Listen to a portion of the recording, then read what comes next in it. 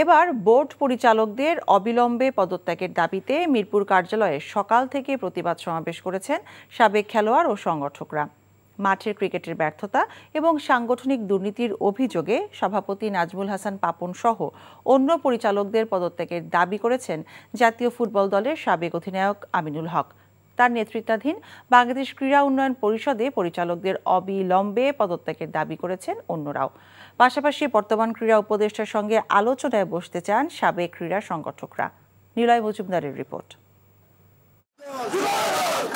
গত সপ্তাহ জুড়ে বিসিবিতে শোডাউন করেছে একের পর এক পক্ষ। এবার মিছিল নয়, একরকম আলটিমেটাম নিয়ে মঙ্গলবার সকালে মিরপুর শেরেবাংলা স্টেডিয়ামে উপস্থিত হয়েছিলেন শত শত প্রতিবাদকারী। বাংলাদেশ ক্রিকেট বোর্ডের সংস্কারের প্রথম উদ্যোগ হিসেবে বর্তমান নির্বাচিত পর্ষদের পদত্যাগের দাবি ছিল তাদের কণ্ঠে।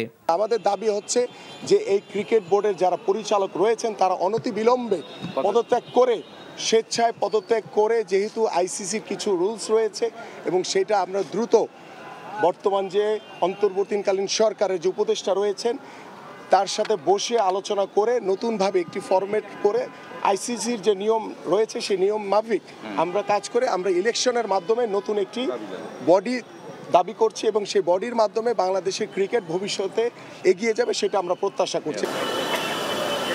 একসময় বিক্ষোভ প্রতিবাদের মাত্রা বেড়ে গেলে বিসিবিতে ঢুকে পড়ে সেনাবাহিনী। নিরাপত্তা দিতেই এই ব্যবস্থা।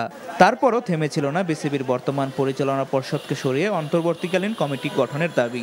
উপদেষ্টা আছে, তার কাছে আমাদের দাবি যে উনি একটি সুন্দর একটি অ্যাডহক কমিটির মাধ্যমে বোর্ড পরিচালিত করেন। আইসিসির সাথে সমন্বয় করে এখানে যে গঠনতন্ত্র আছে, গঠনতন্ত্র কালকে যারা ওখানে গিয়েছেন, আমাদের দাবি হলো যারা গিয়েছেন, যারা উপদেষ্টাকে মিসগাইড করেছেন তাদের পদত্যাগ করতে হবে।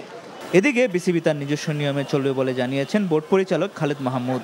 বিসিবি তো কারোর প্রাইভেট প্রপার্টি না, তো বিসিবিতে ডেফিনেটলি যাকে প্রয়োজন যারা থাকবে, আজকে আমরা ছিলাম বা আমরা আছি এখনো, আমরা থাকি কি থাকি না তো সময় বলে দিবে। Niloy Majumdar, NTV news, Dhaka.